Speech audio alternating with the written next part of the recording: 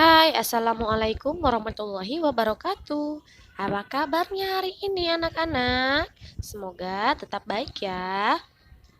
Alhamdulillah, pekan ini kita akan belajar mengenai tema 2, selalu berhemat energi. Subtema 1, sumber energi. Energi matahari dalam kehidupan sehari-hari. Energi adalah kemampuan untuk melakukan kerja. Energi dihasilkan oleh sumber energi. Sumber energi terbesar bagi bumi adalah matahari. Matahari merupakan sumber energi panas dan cahaya.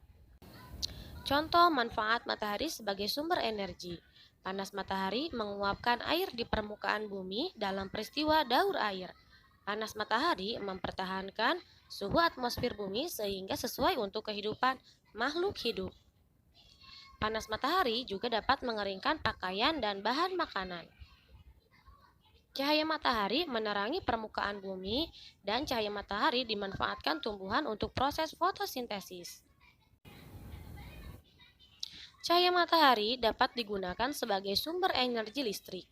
Energi matahari dapat diubah menjadi energi listrik menggunakan panel surya.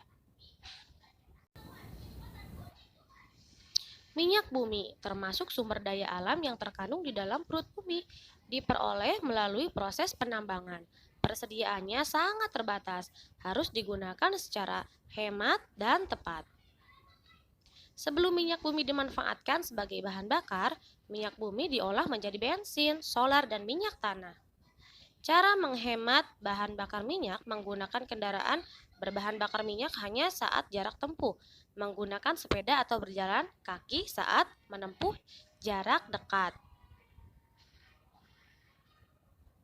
Nah, teman-teman, ini ada peta pikiran ya dari teks minyak bumi.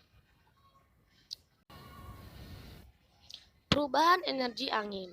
Angin merupakan udara yang bergerak. Energi angin memiliki banyak manfaat bagi manusia.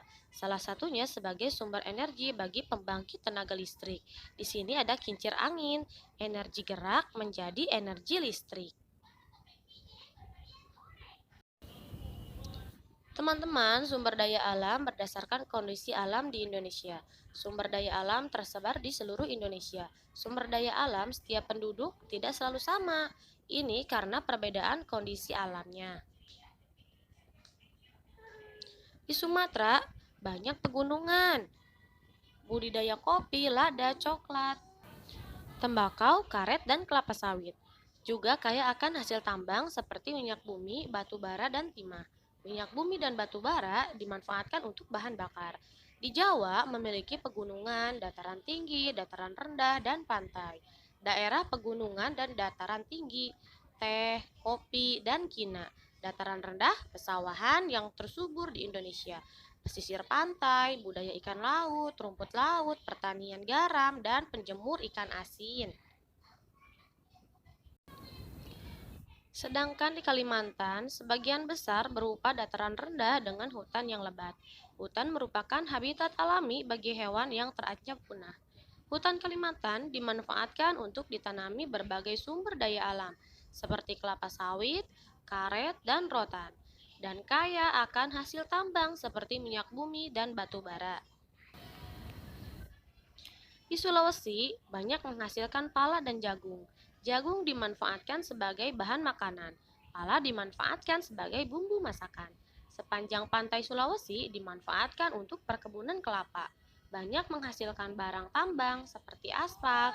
Aspal dimanfaatkan untuk pembuatan jalan raya. Sedangkan di Papua, sebagian besar wilayah Papua adalah hutan konversi dan hutan lindung. Sagu merupakan salah satu sumber daya alam Papua. Sagu dimanfaatkan manusia sebagai makanan pokok. Papua juga menghasilkan rempah-rempah yang disukai di pasar internasional. Hasil tambangnya sangat beragam, seperti tembaga, emas, dan logam. Emas untuk bahan baku pembuatan mata uang dan perhiasan seperti anting, cincin, kalung, dan gelang. Nah, anak-anak, demikianlah materi IPA dan IPS di tema 2, subtema 1. Ananda di rumah tetap semangat ya. mengisi setiap latihan yang tersedia di buku Bu Pena. Oh iya, anak-anak jangan sampai ketinggalan ya materi SPDB dan PPKN setelah pembelajaran ini. Akhir kata, Bu Guru sampaikan, wassalamualaikum warahmatullahi wabarakatuh.